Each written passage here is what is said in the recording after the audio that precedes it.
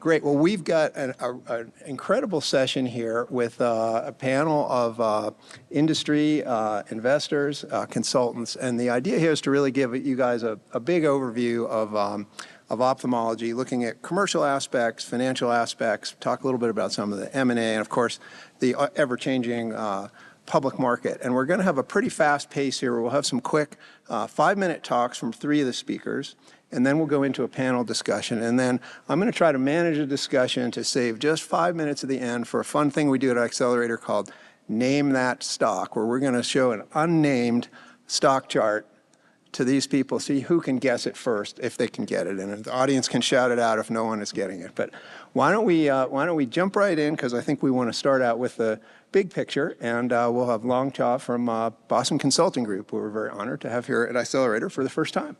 Thank you, Long.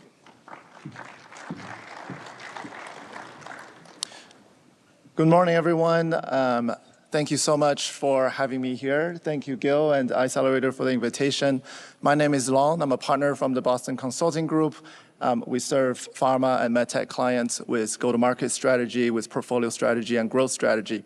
So today I'm going to walk you through some of the key trends that we observe in the ophthalmology market across, oops. Just trying to click to our presentation.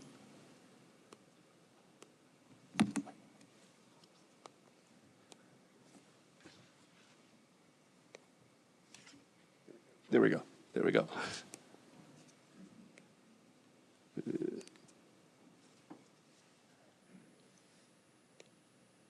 There we go. Okay. Clicker tech. I'm the first to go, so very honored to kick us off here. Okay, so several trends I would like to walk you through across the disease areas, across drug modalities, drug delivery mechanisms, as well as AI. So we'll talk through each of these big trends throughout the next couple of slides.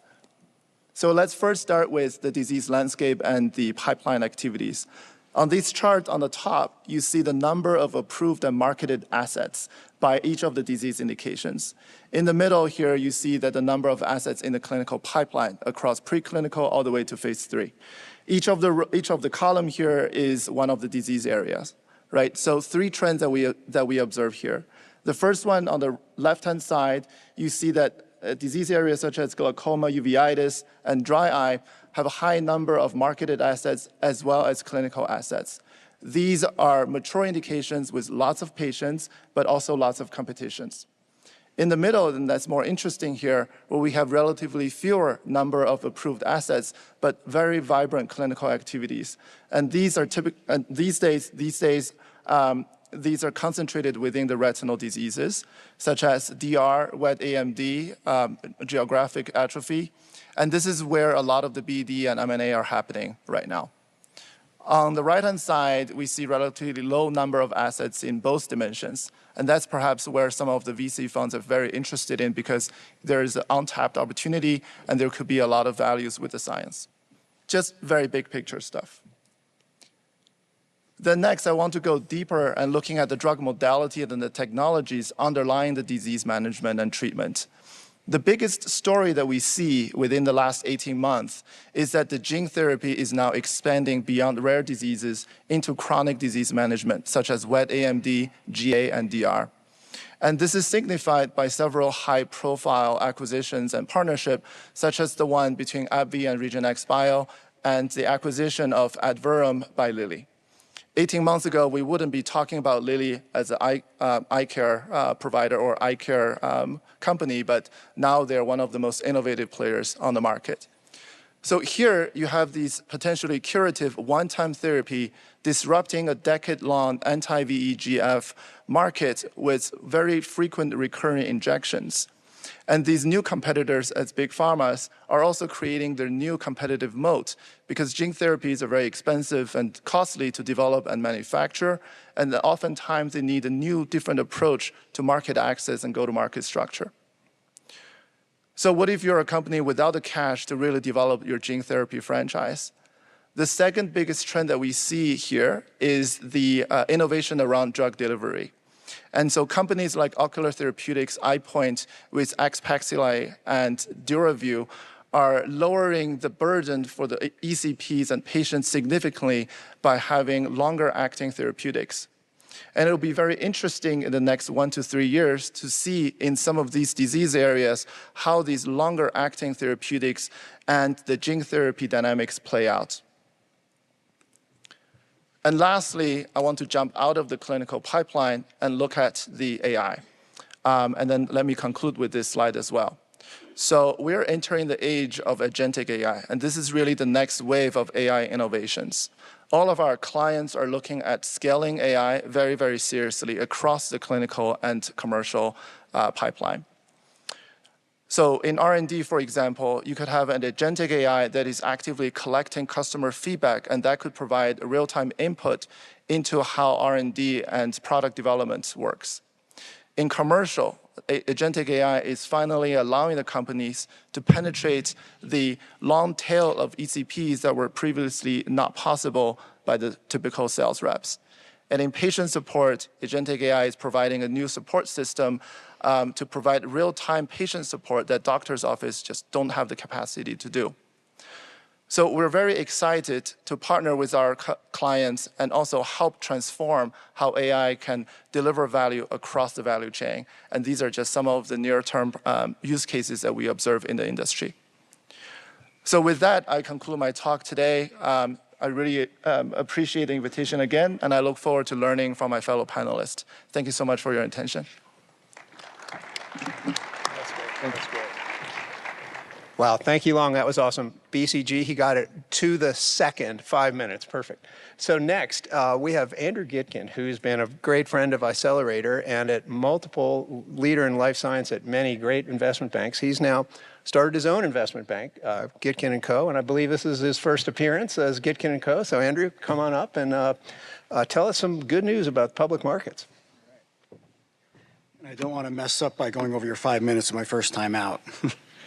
So I'm going to spend a few minutes giving you our read on where ophthalmology sits as a capital markets, a public capital markets story right now. And it's a good story.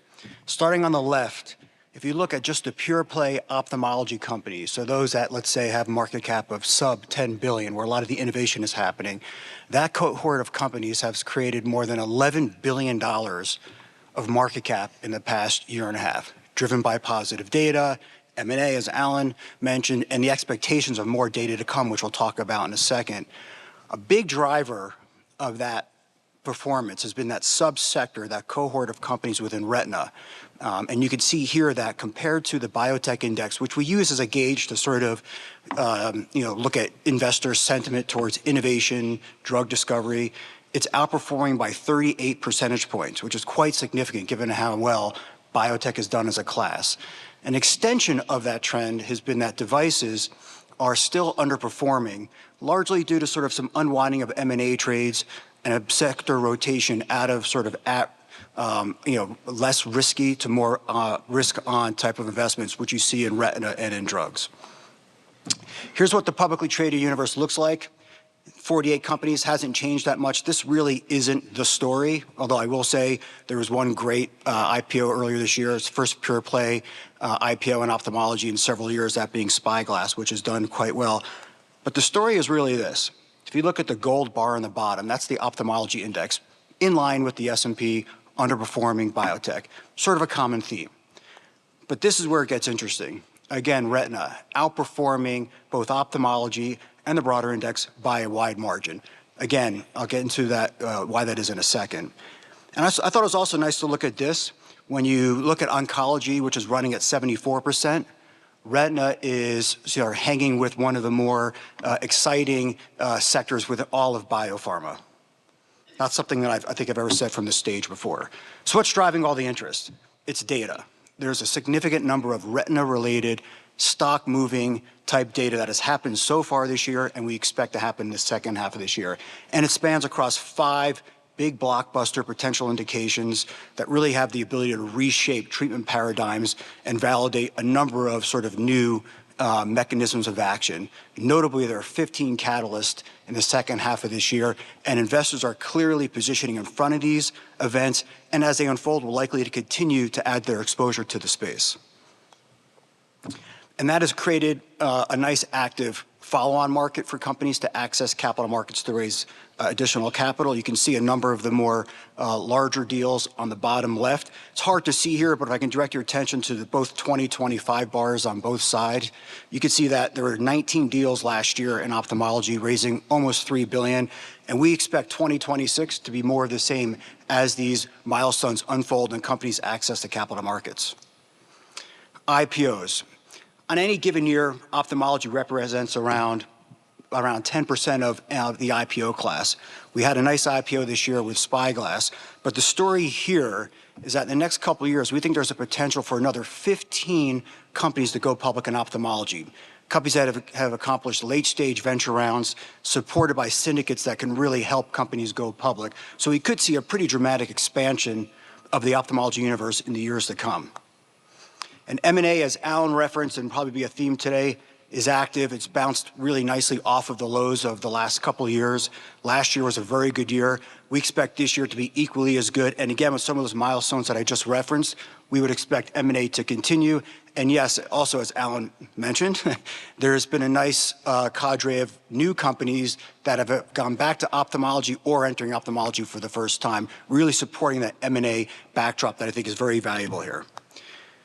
And in my closing comments, I don't know if many of you recognize the player on the left, but that is Spud Webb, who famously won the 1986 NBA Slam Dunk Contest, all at the height of 5 feet 7 inches, and beating his teammate Dominique Wilkins in the final, who is about a foot taller. And in this picture, I would say ophthalmology is Spud Webb, a relatively small field that is generating returns that rival some of the best sectors in healthcare. And so I want to thank Gil and the rest of the team for having me here today. Thank you. Awesome. This is great. Speakers are doing great on timing. So last speaker, but not least, Garrett from Visionary Ventures, and he gives a great overview of the private markets, the venture dynamics, and this is really Visionary and Garrett, very important player in ophthalmology because they're really the biggest dedicated ophthalmology-only investment group. There are several that are in the field, but I think they're the biggest, and we're hoping that they make more investments in the space. So tell us why we should do it, Garrett. All yours.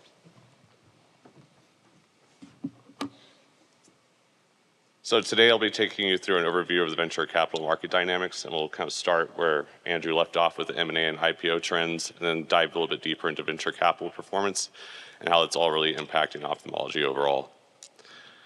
This is something we've looked at in prior meetings. Interest rates continue to have pretty high impact on liquidity events. Although we saw a lot of liquidity happen in Q1 of this year, that was majority driven by one deal in particular, SpaceX's acquisition of XAI.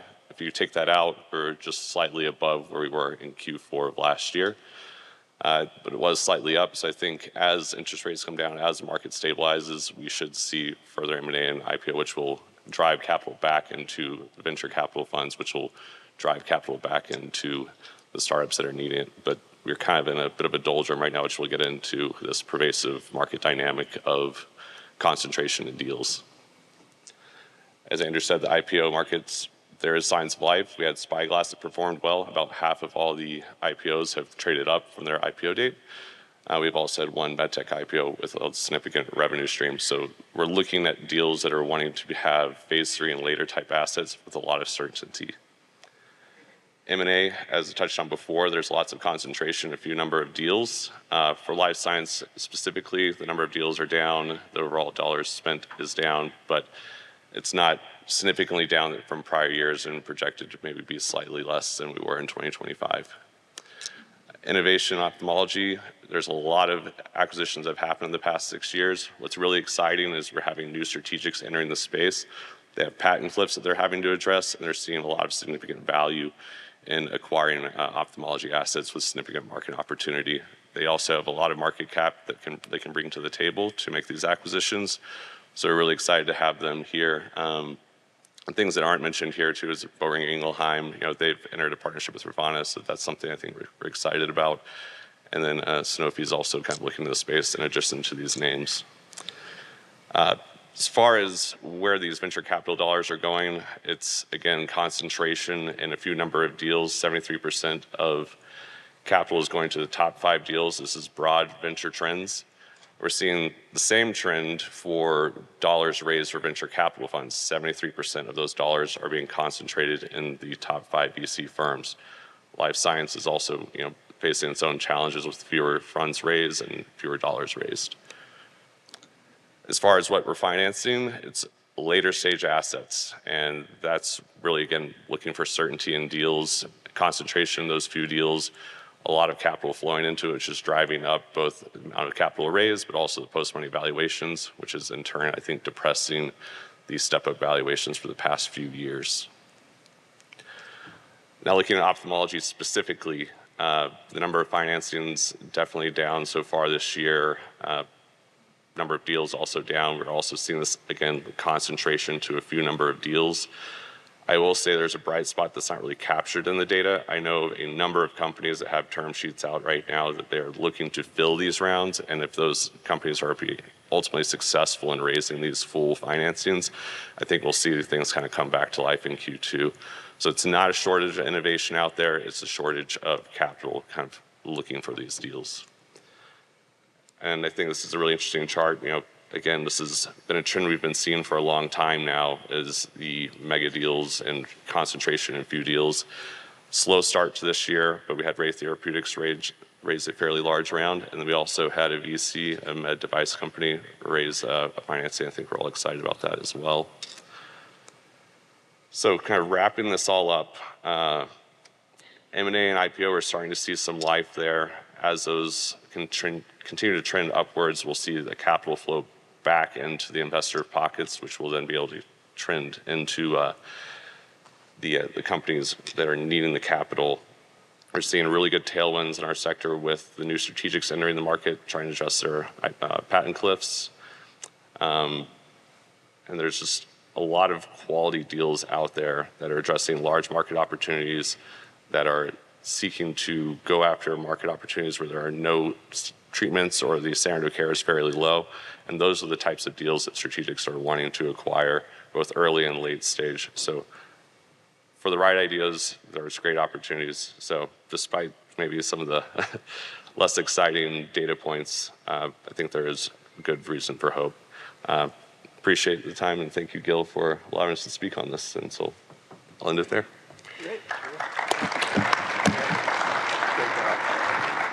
Great. So we'll transition to the panel, and I'm going to move over to the wireless mic and talk to our group. And we've added in, we didn't get to introduce them. We have Adrienne, who has a wealth of experience across ophthalmology, big company and small. And we have, I think, one of our first-time panelists, Julian from AbbVie, welcome, who has great commercial and BD experience and more of a strategic perspective. And we'll get to some questions and hopefully some answers. So let me. I'm going to talk from the podium? Great, okay. The voice of God. All right, let's go to the panel. So first question, we'll start with commercial and regulatory. Let's talk about what you guys are excited about in terms of product launches and maybe that are launched or things that are going to come up. So maybe Julian and Long, you could start with this one on what gets you out of bed in terms of ophthalmology products. Can you hear me? Testing. Okay, here we go. We're good. Technical challenges. So I actually would come back up a level. I think going back to what Stephen McLeod and Gil, you said, the objective of these meetings is obviously to accelerate innovation. And I think on a higher order level, there's a couple of key points to make. You can disruptively innovate, or you can sort of incrementally improve upon existing technology. And there's a risk to benefit ratio there that is always important. It's easier and lower risk to gently innovate and bring things through. But obviously there's a higher reward for being a little bit more disruptive, a little bit more innovative. And there's good examples, I think. Maybe we can talk about it in the last year for both of those. But I think on a high, if you look at the way that HTA, health technology assessment, is becoming more and more sophisticated, I think pharma companies will have to lean into that in terms of enhancing the payer value policy, reimbursement policy, and take a read from that. So we will trend towards more innovative solutions rather than this incremental, gentle innovation, because quite frankly, the value won't be there. And I think between drugs and devices, that applies more heavily to drugs. Devices will obviously have a more of a natural incremental innovation as the technology advances. I suppose it depends how you define as well top launches in the last year. I mean, I can think of a couple of examples maybe in the last year if you want me to go on. Why don't we maybe give Long a little shot here to give on his perspective also. Yep, sure. Happy to share. So sort of aligning kind of what we observe in the innovative markets. A lot of the innovation around drug delivery, how this is longer acting therapies. So I guess the two examples came to mind. One is sort of a relaunch of Susvimo from Genentech that is a slower releasing mechanism that's longer acting. And then same to that is the cell therapy side from Incelto that is also quite innovative, encapsulated cell therapy that also has neuroprotection benefits. So those in terms of mechanism of action, longer acting, those are on my radar. And so going forward to the next 1 to 3 years, also curious to hear from you, Julian, in terms of the gene therapy and the interactions between the gene therapy, the potentially curative therapies, and these longer acting for the retinal diseases. Well, I was going to mention, I think there's a couple of examples from a fellow Orange County company, Glaukos, which I'm very happy to mention. I think to the point I was making earlier, if you look at Epioxa for keratoconus, a relatively rare, poorly diagnosed, poorly managed, but very innovative way, epithelium off of a way of managing that disease. That was a real pull through for them.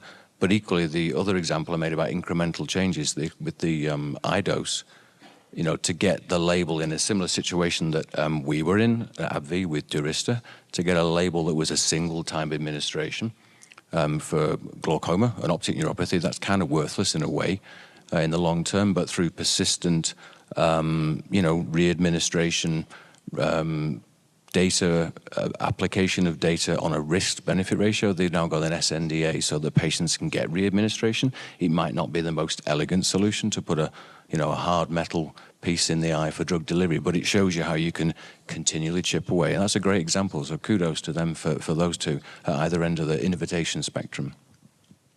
Great perspective from you guys. Any other panel members in this, or does anyone have a shout out on this? Garrett? Sure. I guess some other areas that are of particular interest, maybe more front of the eye that we've seen is Tarsus, with Ximbi, great launch.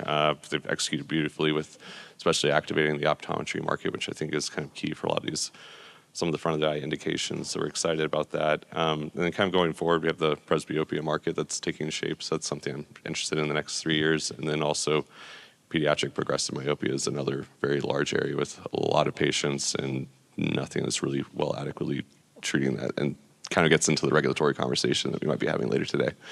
So, yeah. Great. Yeah, we have a good question of regulatory coming up, which I'm sure you have some perspective on.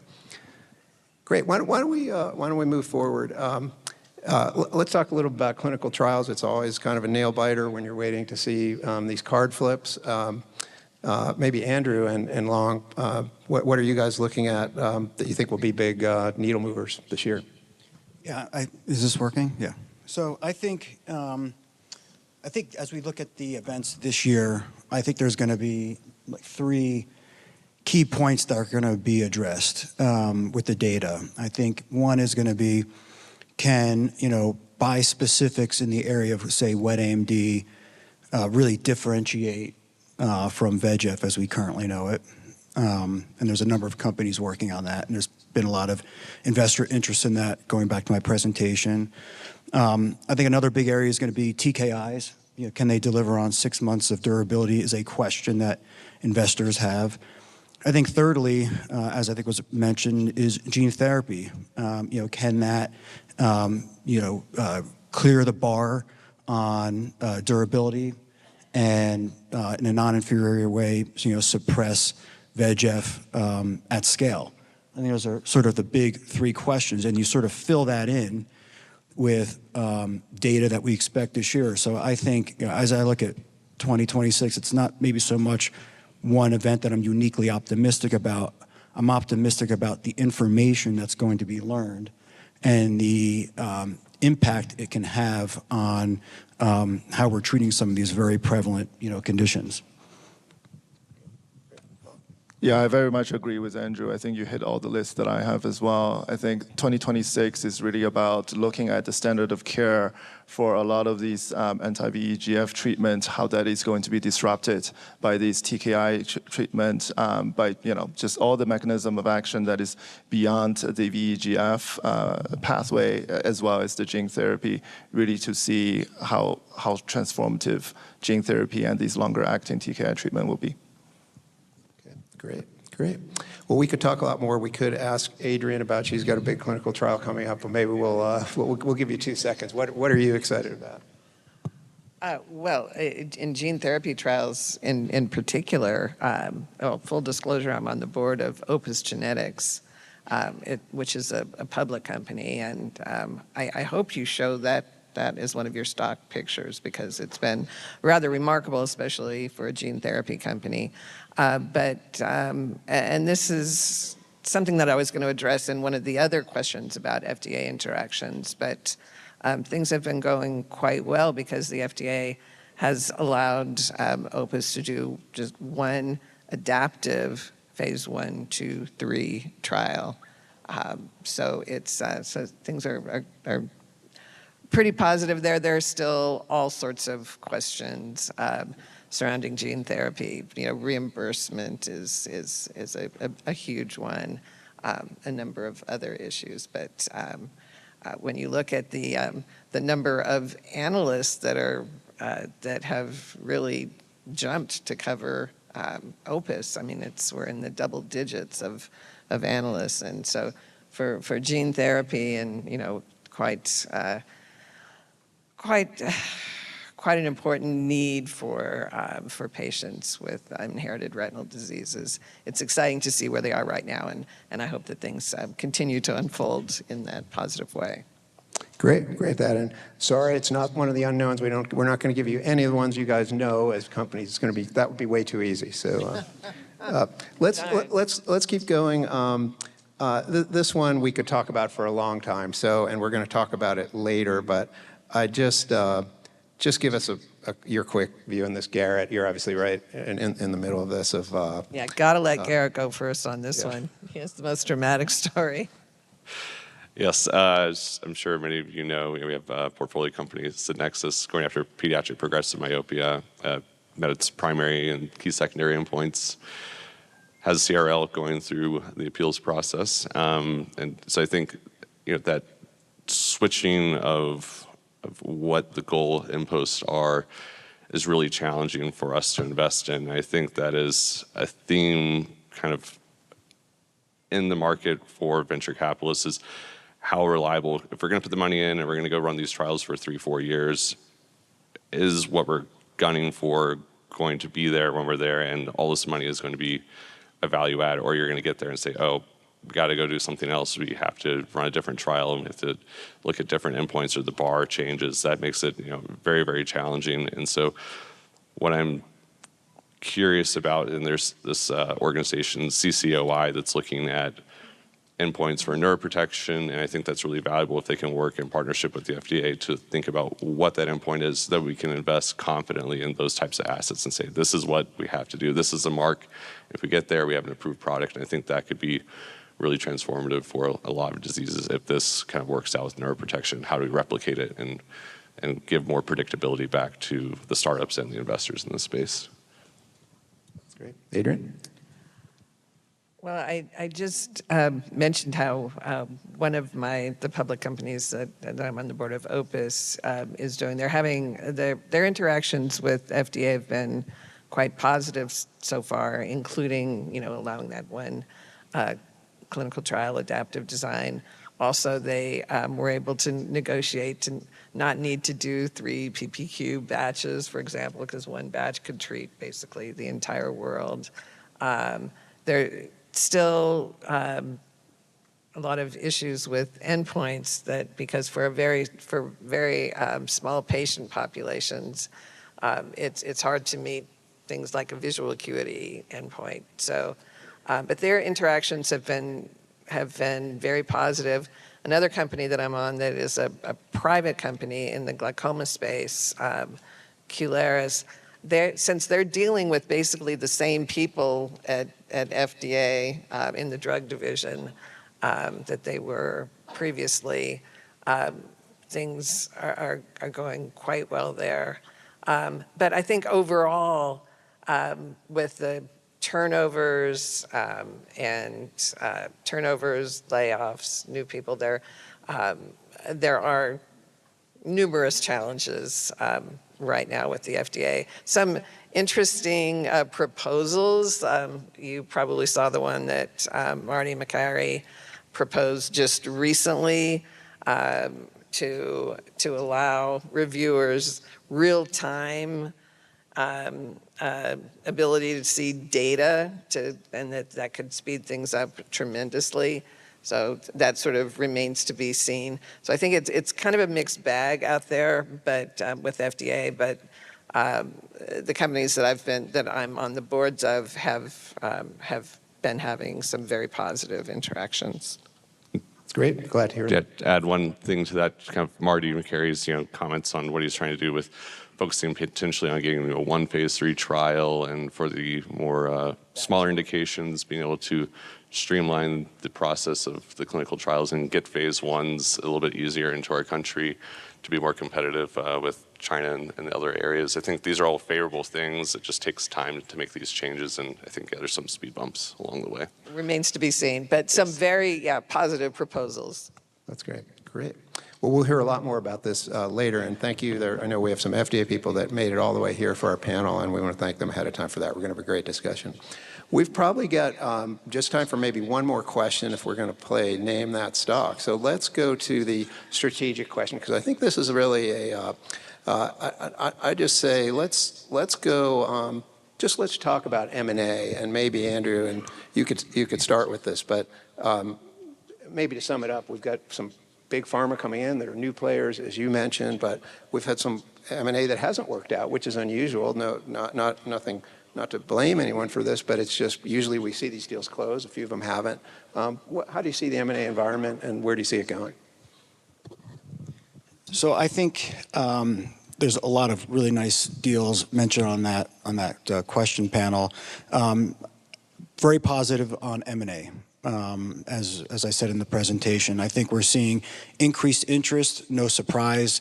A lot of the investment that's been made over the past several years in new approaches are maturing through the pipelines and clinical trials and getting to significant readouts, and many of them are in very significant indications. And I also want to point out, in some of these inherited retinal dystrophy market where there's a real unmet need, it's great to see activity there too. So I want to make sure that they get their comments there. And some of the more exciting companies that I am aware of are working in that sort of area of RP and Stargardt's.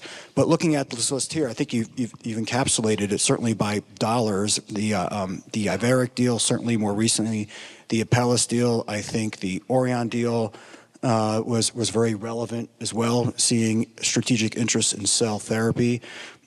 I am not too concerned about sort of the deals that have not happened. I think they are very unique circumstances, and I think underscores what I hope to see more amongst strategics is a focus on white spaces and areas that are adjacent to expand into.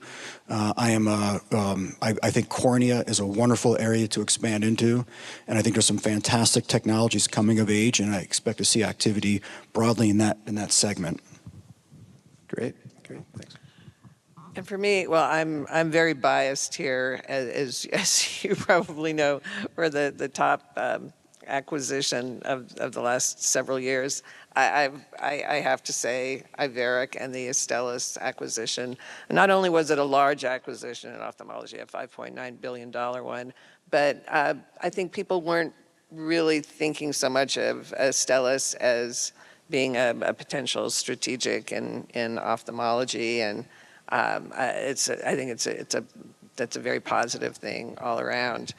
I think next I was really amazed and pleased at the iBio deal for a relatively, I got my hats off totally to Tony Adamus and to David Geyer for doing that deal. It's very positive also for ophthalmology.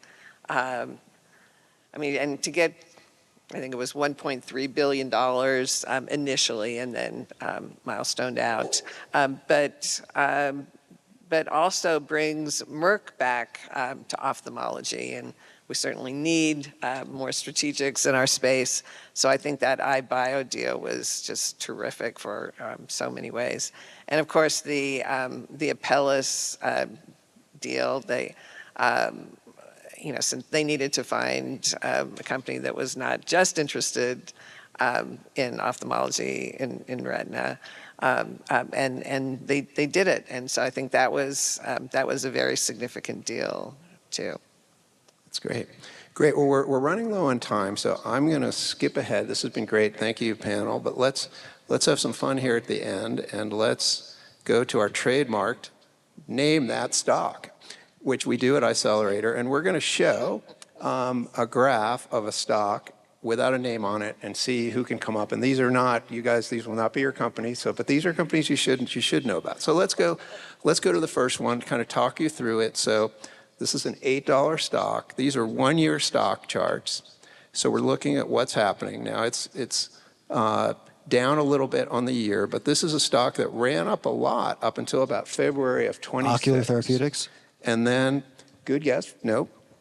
And then it just kind of, something happened and it went down, and it's basically back to where it was at the beginning of the year. Yeah, I was going to say Ocular Therapeutics too, Could, but I a lot know of you companies, didn't pick one of what my happened here companies. happens to a lot of companies, so you guys are close. Different company, though. Anyone else? No, it's a little bit of a tough one. This is Regenix. So they're facing a problem a lot of biotechs do. They had a lot of anticipation they were going to get some good clinical trial results, and then they got some discouraging news from the FDA, and it was devastating in the public markets. And this is just what we live with in biotech. A lot of you on stage have lived through this. Andrew knows this happens, and then they'll get some good news, and hopefully it'll come back. By the way, if we show stocks that are down here, it doesn't mean there's anything wrong with the company or negative. We're just showing what happens with these different dynamics in innovation. All right, let's do the next one. This one might be easier to get. It's now about a $10 stock. It went up to 50 in October of 2025. Sorry, this is a little hard for you guys to read up there. And then just has been going down ever since. Lens? Ding, ding, ding. Yes. So this is Lens with the presbyopic drop. And again, this is a white space market that everyone's excited about. Allergan AbbVie had the first product in it. We've got probably 5 or 6 companies going after it. They got a good approval and went to commercialize, and for whatever reason, the market, so this is a commercial disappointment story, it would appear. I don't know, Andrew, do you have a view on why did this go from 50 to 10? Any comment on that? I think presbyopia is a big market opportunity, and has had troubles, I would say, accessing that commercial opportunity, but it's certainly a real need. Yep, great. Unmet need. This will be a good one to watch, how it's going to play out, who's going to be best of class in presbyopia treatment. All right, last one. Apellis. This one's easy. This one's easy, but it's a thing we like to see a lot.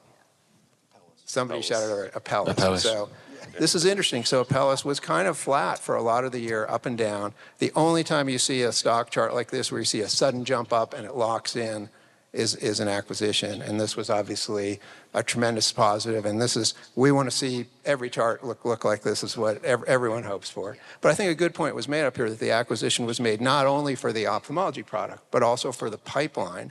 So for entrepreneurs out there, it shows the importance of the pipeline. You could have an exciting first in the pipeline product, but a lot of the value could be the second or third thing back. Great, well, we're out of time. I want to thank everyone, and thank you for playing Name That Stock, and we'll hopefully have you back, and thank you all, and we'll move on to our next session. Thank you.